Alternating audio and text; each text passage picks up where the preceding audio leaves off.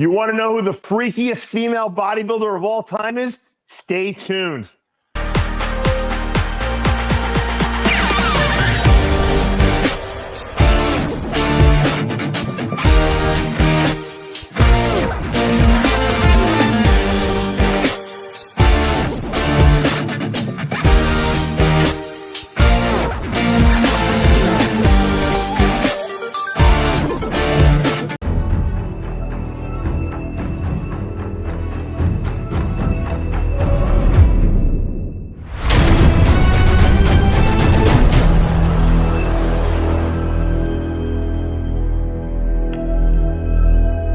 I created Species Nutrition with one mission in mind: to provide bodybuilders and serious athletes with no-nonsense supplements that work. I put my name and reputation on every bottle of Species Nutrition products. If you want to be your absolute best, join the evolution.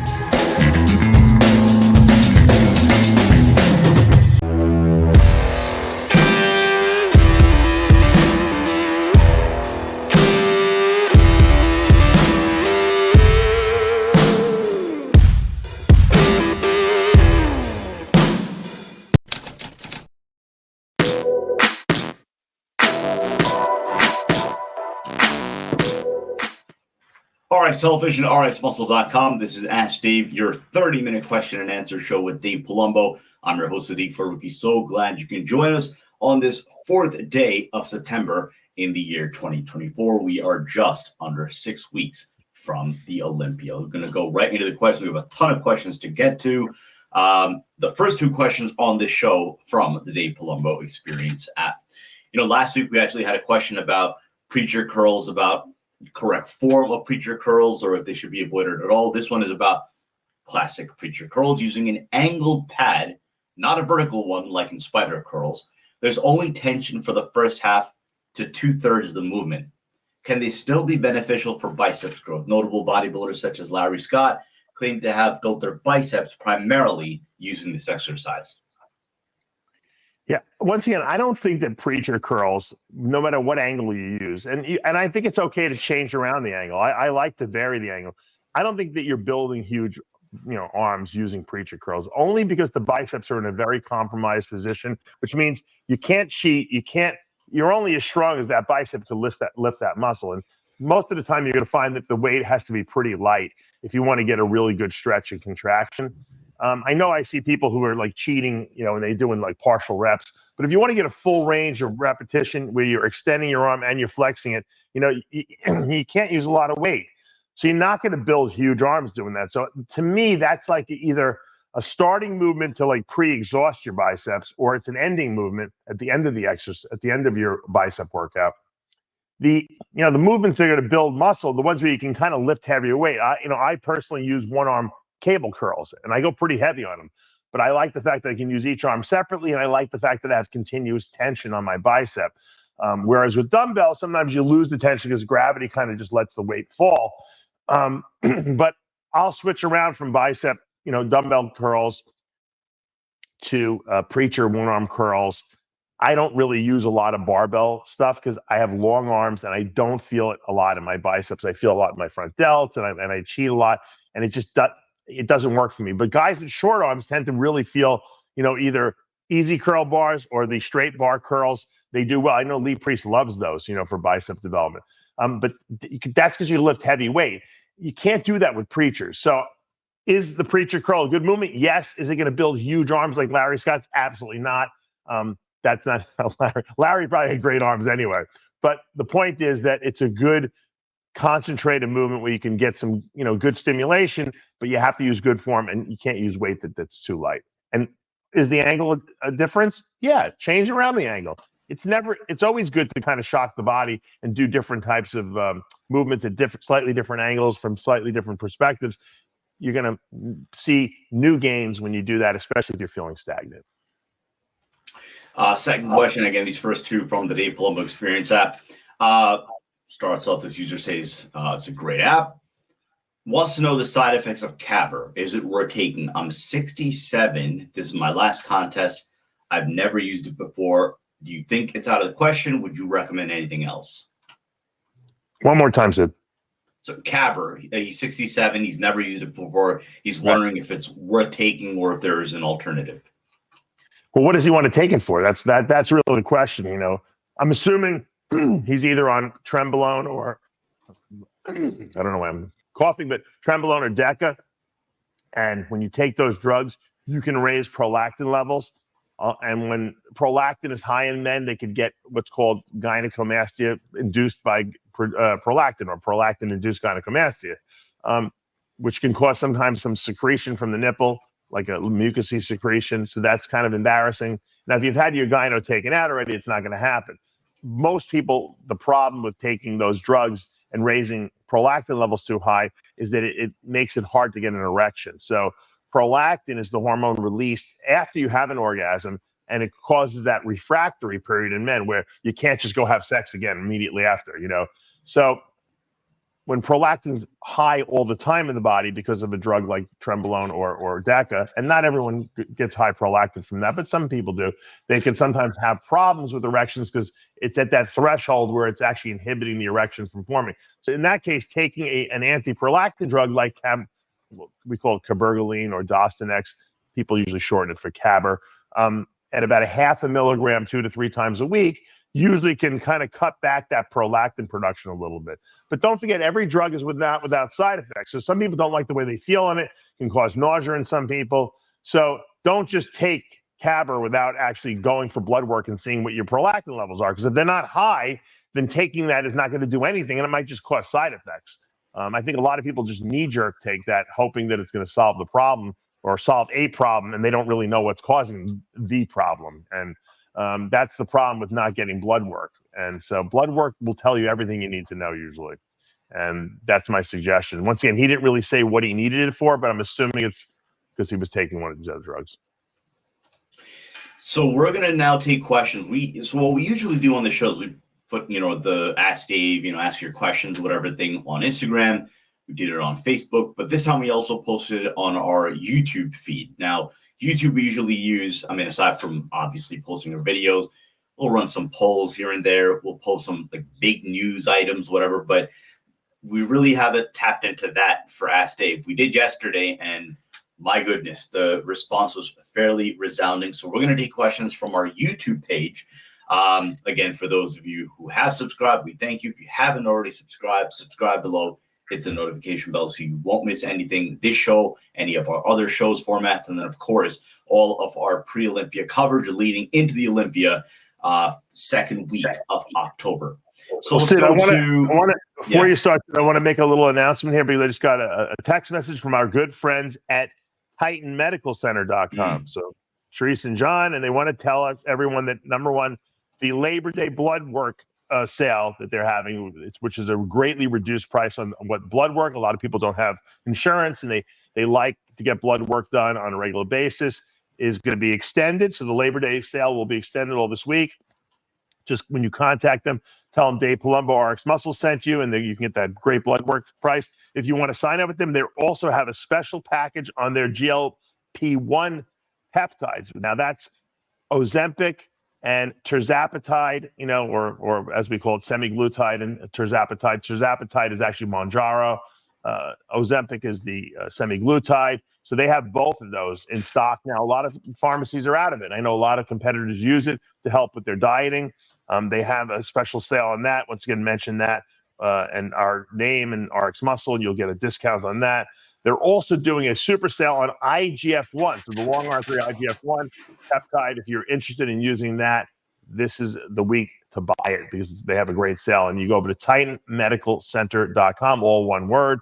And once again, mention RxMuscle, Dave Palumbo. You will get the special blood work discount, IGF-1, and then, of course, the semaglutide and the tirzepatide, also known as Mounjaro and Ozempic. They have the generic forms of that, and the stuff works great, and it's at a really reduced price considering what you would have to pay in a pharmacy, if you went in there and got it. So this is great. We love TitanMedicalCenter.com. We love John and Sharice. They're doing some great work. And if you guys just even want to just getting blood work, they'll go over the blood work with you, and they'll explain what's not, right, and what you should do, and maybe some modalities that could help fix that. So I love that they do that for us and for you guys, the community. Once again, they have great customer service. Feel free to give them a call. So first question we have is from Manny Guerra. Health markers. Obviously, this is a very important topic as far as health, immediate and long-term health for a bodybuilder. What health markers should one keep an eye on while on cycle? I mean, this is, I don't usually do blood work when I have guys on cycle, unless something doesn't seem right, because you're going to have stuff will be a little wacky when you're on cycle. But what you should be checking is your blood pressure, okay? Because certain drugs do raise blood pressure, and just gaining weight, can raise blood pressure. So I would check, I have this little cuff here. I keep it here now, right next to me on the table. I got it from teamu.com for like $6. Auto inflate with the big arm cuff. Super easy. There's no excuse. $6 or $8 or something like that. And free shipping they have. So everyone should have one right next to them. You can check your blood pressure throughout the day. Make sure you're doing well. I have all my guys and women check their blood sugars, the fasting blood sugars, first thing in the morning. You can get a fasting blood sugar. You can get a blood sugar kit, from Walmart for $9, and then $9 for the test strips. Can't beat that. So you just got a blood pressure kit and a blood sugar tester, and test that every morning when you wake up to make sure your blood sugars are under 90. If they're starting to run a little high, you might have to take a long-acting insulin, or think about altering your diet if you're not eating well. But I'm assuming if you're on a cycle, you're probably eating well. So those are the two easiest markers to check. Now, obviously, if you have an Apple Watch or something like that, you can check your heart rate. Make sure your heart rate is not like 120 at rest. That's probably would not be good. But usually, if your blood pressure's normal, your heart rate is normal too. So that's why I say the blood pressure cuff is invaluable. And actually, the blood pressure cuff will give you your heart rate too. So it's kind of good. Every time you check your blood pressure, you get your heart rate checked as well. And I think if you do that on a regular basis, I think those are the things that they're dangerous. Now, on blood work, obviously, if if certain kidney function gets high or something like that, that's a different story. But I'm assuming you're going to do like some baseline blood work before you start the cycle, so you'll know where you're at, assuming everything is good, and you start the cycle. I wouldn't be neurotically testing blood work, every month. That's a little too much. And those values don't, vary that much. Now, being on cycle can raise your red blood cell count, which is also going to raise, obviously, hematocrit and hemoglobin, because those are part of the red blood cells. And when those things go up too high, you could be at risk for clots, I guess, if you're predisposed to it. So usually after the cycle, I'll have people check that, and if you're too high, it doesn't hurt to go donate a pint of blood. Some people don't need to, especially if your blood pressure is normal, but some people like to do that on a regular basis, and there's nothing wrong with that. As far as the blood banks tell me from me going and donating occasionally, it's usually every 58 days you can donate if you want. So having said that, I think those kind of cover most of what you have to worry about: blood sugar, blood pressure, heart rate. Nothing else is going to be like something where, I'm going to die tomorrow if that's off. You know what I mean? Those are the key markers that you really want to keep an eye on.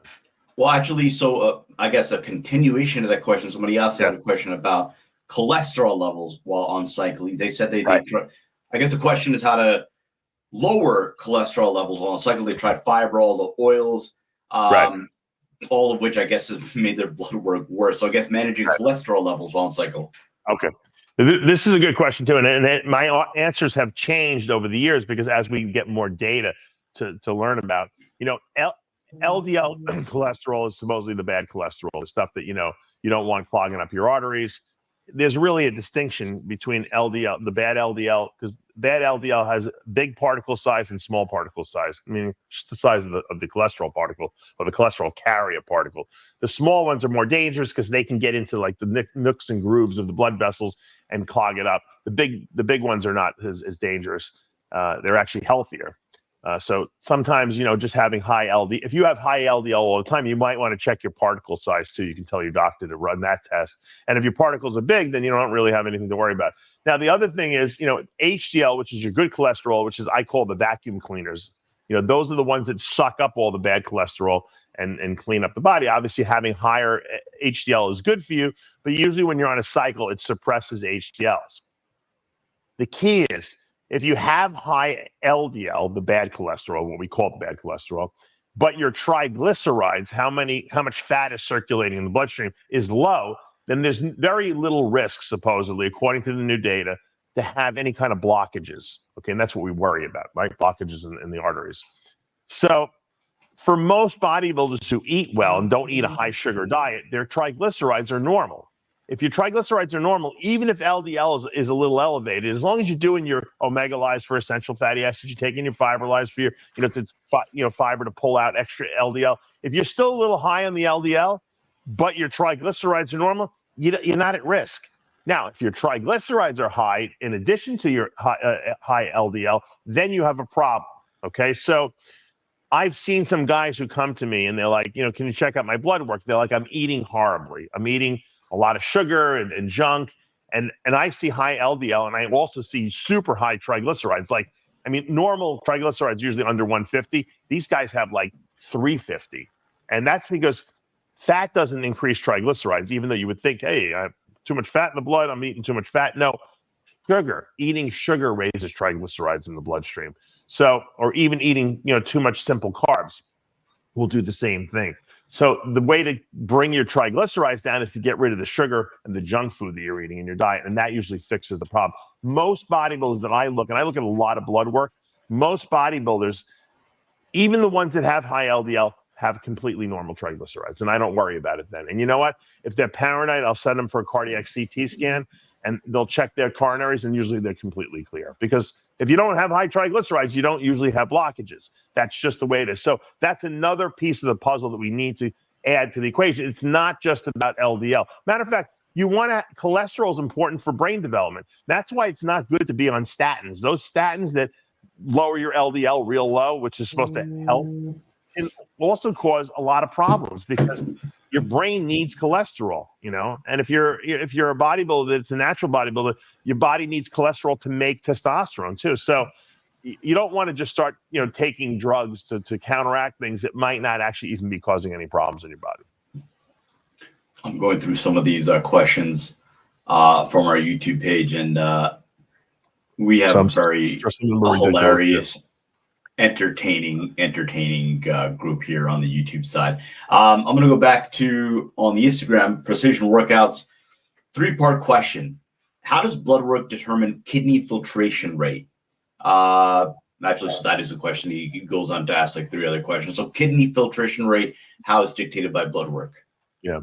Well, first of all, they don't measure filtration rate. There's no value on blood work that measures filtration rate. But you might say, "What, Dave? I see on my blood work GFR, glomerular filtration rate, and they have a number there. That number is based on a formula, and that formula is based on creatinine and BUN levels, blood urea nitrogen and creatinine. So they take those 2 values and they put it into a mathematical equation, and they come up with the filtration rate. So if your BUN is high, which a lot of times it is high because if you're dehydrated, okay, you're going to have high BUN. So a lot of bodybuilders, when they go first thing in the morning on a fasting blood work, they have high BUN, but their creatinine is normal.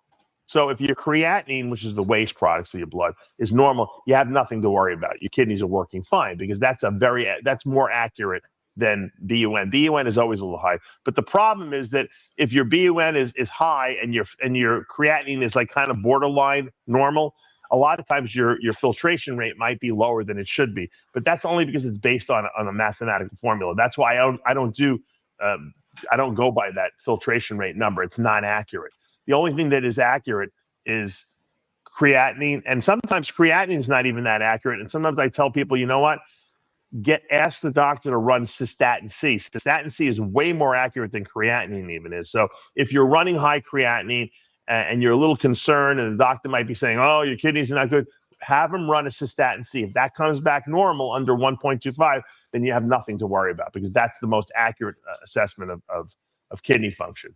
So that's why I take with a grain of salt the filtration rate, because it's not a real measured number. It's a mathematical equation. It's like going for getting your body fat checked, and they're asking your height and weight. in the machine that's doing it, because it's doing a calculation. It's not accurate. They're just giving you a mathematical number that's based on nothingness. So filtration rate, don't worry about. Creatinine, cystatin C, more accurate. And why bigger? If you have known cardiac risk, high coronary calcium score, and you want to do what's best for your heart going forward, would you focus on intense cardio or low intensity cardio? Which one would be best for your heart, considering you have potential risks? Say that again one more time. So you know you have potential cardiac risk, high coronary calcium score. So he wants to know, going forward, better to do intense cardio, like high intensity cardio or low intensity cardio, knowing you have potential, you're carrying potential risks. Well, I mean, I don't know. Most bodybuilders who do cardio are doing it because they want to lose body fat, in which case you would do more steady state cardio. You're not going to undo blockages in your coronary arteries by doing high intensity cardio. You're not fixing that problem. Okay. You're not going to clear out your coronary arteries doing that. Matter of fact, if you do high intensity and you have blockages, you might actually have problems. You might actually get chest pain. I don't know how bad the blockages are. I'm assuming the blockages are not terrible, or they probably would have put a stent in there. Once they stent you, they put like a little device that opens up the vessel, you're normal. I mean, you're essentially, your heart is normal. You're getting normal blood flow to your heart. So you can do whatever you want. Now, if you're doing high intensity just because you enjoy it, then that's fine. But, there's no benefit to doing it unless, your heart is in really crappy shape. But, the studies that I've read at least show that, weight training is probably, if you had to pick between weight training and cardio, you're better off doing weight training. I don't necessarily think at a certain age, it behooves you to have to like go out there and run on a treadmill for an hour straight anymore. I don't think it's improving your heart. Matter of fact, it might be stressing out your heart too much. A little interval training wouldn't hurt if you're really just trying to get your heart in shape and maybe you have no stamina. I have a lot of clients that are in the military where they're police officers and they have to pass a test. Different story. Those guys and women need to do high intensity cardio to be able to pass the running part of the test and maybe the obstacle course if they're in the fire department. So they're training for a specific activity. If you're doing CrossFit, or you're running triathlons, also you'd have to do high intensity cardio. So, but for most bodybuilders, people who come to me and say, "Hey, Dave, can you get me ready for a show?" They just want to be lean. They don't care. And steady state cardio is still good for you. It's not going to train your heart like a running would do, but it's still good and it still gets blood flow going in your heart. So I don't, as a bodybuilder or physique athlete, I don't see the need to do super high intensity cardio. Pete Pingle with the, I guess, what if question. If Shawn Rhoden had not been suspended after his Mr. Olympia win in 2018, how do you feel he would have done the following year, 2019? Do you think he would have had more Olympia wins? He easily would have won in 2019 because we know he would have beat Brandon Curry.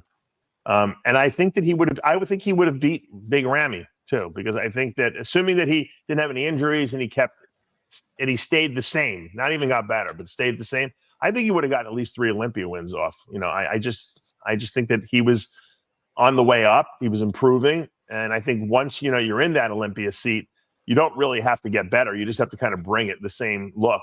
And I don't think at that time period, there was anyone that was that good, to be honest with you.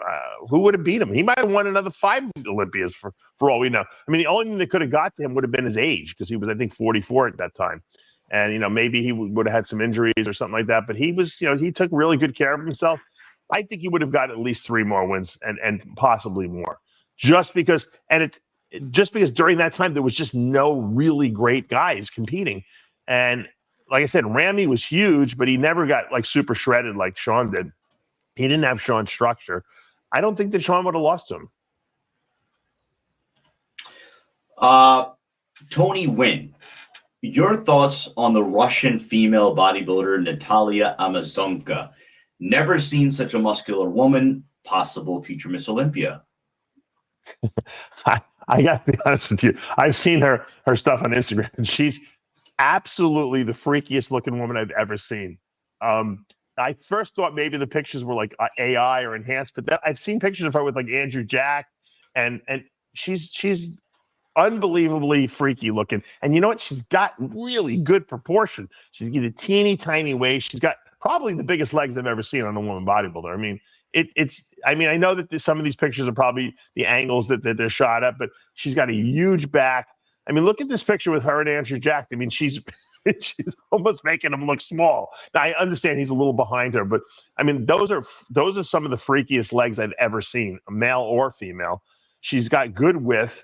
She's got a tiny. If you ever see the picture of her waist, I mean, her waist is teeny tiny. She's got really good ab insertions. I don't think she's got any weaknesses, to be honest with you. I don't even know why she's not on the Olympia stage. I don't know what her competitive status is, if she's competing, if she's a pro. I don't even know. I don't even think she's a pro. I don't even know what her deal is. I mean, obviously, it says in her bio, it says IFBB pro. So I don't. Oh, okay, all right. So I mean, I don't know why she's not on the Olympia stage, because I don't think that there's any women, if she came in shape, shredded, I don't think anyone could beat her. I mean, she's got such freak effect. Now, I don't know if the big boobs she's got would be detracting, but there's been plenty of bodybuilders with big boobs. So I would love to see her on the Olympia stage, because I mean, she's absolutely crazy looking. And I mean, if you're going to build all that muscle and have that kind of structure, I mean, she has a really nice structure too. It's silly not to showcase it, on the biggest stage in the world. Even if you don't win, who cares? You know what I mean? Just being up there, I mean, that's going to make you very popular. I mean, I know she's got I don't know how many followers she's got on Instagram, Sid, but she's got to have a lot. And she probably, I think she's probably got an OnlyFans page. She probably makes more money than all of us. But the bottom line is 1.1 million Instagram followers. I'm going through her bio. Yeah, she does have she has not only a regular OnlyFans, but an exclusive OnlyFans as well. No, actually, I'm sorry. So she's got an OnlyFans, and then there's another one. It's called Fansly. So I guess that's like another OnlyFans alternative or whatever. She probably makes so much money. Yeah. She's probably caking it, right? Exactly. She's rolling in it. So right. But you know what? If you have that kind of physique, you almost owe it to the world to showcase that thing on the biggest stage, because I'd like to see how she stacks up against, some of the best girls in the world. I mean, wouldn't she? I would think she would want to know how she stacks up against some of the best girls in the world. Why not? It can only help her business anyway. So I don't know. I'm impressed. There's not many people that can impress me. She impresses me just with the freakish, size. I mean, look, at the end of the day, all bodybuilders are like bodybuilding fans, and we all want to see a lot of muscle, conditioning, and symmetry. She looks like one of these like dolls that they make, the fake dolls. She looks like an AI generated image. If you can achieve that in reality, I mean that's special. I mean, I don't care, whether you like her or not, or whether you think her boobs are too big or her lips are too big. Who gives a crap? She's got a lot of muscle, and it's really impressive. So I'm impressed. Dave Palumbo's impressed. Take a couple more questions. One from Austin Nunnery. I'm currently adding peptides into my cycle. So far, I'm loving the benefits I've gotten from BPC 157. What are your thoughts or experiences with HGH fragment 176, 191 compared to ipamorelin? I'm going to be honest with you, and these guys are not going to like this answer. I think that all these growth hormone releasing peptides are marginal at best. Okay, if you've used real growth hormone and then you've compared it to like all these other fragments and peptides that are supposed to achieve the same thing as GH, stimulate GH release in your body. Some of them might be actual fragments of GH. The effects are not there. The results are not there. They're just not that strong. Does it work somewhat? Yeah, they all have a little bit of an effect. They increase GH release. Some of them have some growth-like effects, but it's nothing compared to if you take 2 IUs of GH, which in today's standard they would think that's a joke, although that was a good dosage, back in the 90s, because it really does work. If you take that compared to any amount of these other peptides, there's no comparison. The GH is far, far superior. So I just can't get behind that. I'm just not. I can't endorse it as like a good way to grow. I don't think you're going to notice very much. Like I said, can it hurt? No, but I don't think you're going to see a lot of benefits from it. And to compare one to the other, the ipamorelin is the standard, because that's the kind of like the one that the FDA has approved. So that seems to work the most efficiently. But compared to GH, it's just not as effective. And you have to, that reality has to be put out there and understood, because if you're buying it under the assumption you're going to get the results you would get from taking GH, you're deluding yourself. If you're under the assumption, hey, I'm going to get something out of it, and that's enough for me because I can afford this and it's easily accessible, then I think you'll be okay and you'll be satisfied. But don't compare it to real GH. It's just not the same. Let's go to raw muscle glutes. If you could only use one anabolic besides test for your entire life, oral or injectable, which one would you pick? I mean, it's pretty easy. I mean, if you only could do one, you would do testosterone, because testosterone is what your body naturally produces. It's the most effective anabolic. It's the best thing for growth, for recovery, because it's all inclusive. If you're saying excluding testosterone, one other anabolic, then I personally, I like DECA. Always have, because DECA makes your joints feel good. You grow well in it. You have a good appetite on it. You get good pumps on it. Only downside to DECA is in some people, and even probably in people who are not that sensitive, if you take too much of it, it can inhibit erections and stuff like that, because it has that prolactin raising effect. That's the only drawback that I see. But I think the way it makes your joints feel is so good. And if you've ever used it, you'll know what I'm talking about, that I really like it. And it's not toxic. It's long acting. It has no, negatives in the sense that you're going to have to worry about, I'm going to get acne, I'm going to get hair loss. It really is pretty easy on the hair too, from what, I've seen in bodybuilders. So to me, that's a great second drug. Now, luckily, we don't have to choose, because we have a big selection, out there. Because there are other, like Trenbolone's great for contest prep. I wouldn't say that would be the only drug I want, because it's got too many side effects. But for contest prep, it's a great drug, right? For women, obviously, if I'm a woman, I'm going to pick Anavar, because Anavar has no side effects, and that's going to give me good results. So as a man, I would say, testosterone is number one. If I had to pick one other, I'd say DECA. That's just me. Let's take this one from Stolen Duck. Your opinion of just about any women, I guess men do this too, doing hip thrusts, victims of a social media trend, or do they really work? I think that this hip thrust machine in the gym is I laugh when I see these women on this machine. I don't think I've ever seen a man on the machine yet, but I'm sure there are men that do it. But they look so ridiculous on this machine. It looks like you're simulating having sex. Okay, that's really what it is, right? I mean, let's face it, and that's why it's a popular Instagram, post and reel, right? Because look, you have a woman who's thrusting her hips up like she's got some guy on top of her. You know what I mean? There's a sexual component to it. You'd be nuts not to acknowledge that, right? If you're looking to build glutes, okay, as a female, okay, doing that machine probably is not a bad idea as a second movement. But you're not building huge glutes doing that machine. And most women lift way too much weight on that machine, and they're going to wind up hurting their back. You want glutes, you do deadlifts, you do wide stand squats, deep squats, even using some of the machines is okay. But I mean, free weight, wide stand squats are going to build glutes better than anything. Okay. If you want to build mass, as a second movement, almost like as a leg extension movement, you would do, for quads, for glutes, as a second movement, you can do that hip flex, thrust thing if you really want. I actually like the movement where you kick back. Like there's a machine where you put your foot on the pad and you actually push the pad back. It's actually a pretty good I think it's a Life Fitness machine, or it might be a Nautilus, one of the new Nautilus machines. I don't remember, but I use that sometimes just for extra, a little extra stimulation, because I have one leg that's a little weaker than the other. And I'll use it, and anything where you're pushing back against something, some weight or resistance, is going to also build glutes. But you're not going to build massive glutes with machines, okay? You have to squat or deadlift. That's going to build the mass. So when I see women on the machine for 25 sets, I'm like, what are these people doing? But like I said, I think the person who asked the question is correct. It's a trendy type of thing. People see a lot of people doing it on Instagram, once again, because it has a sexual component to it. And the women that post these things know the guy's going to click on it to watch it, and they're going to get more clicks.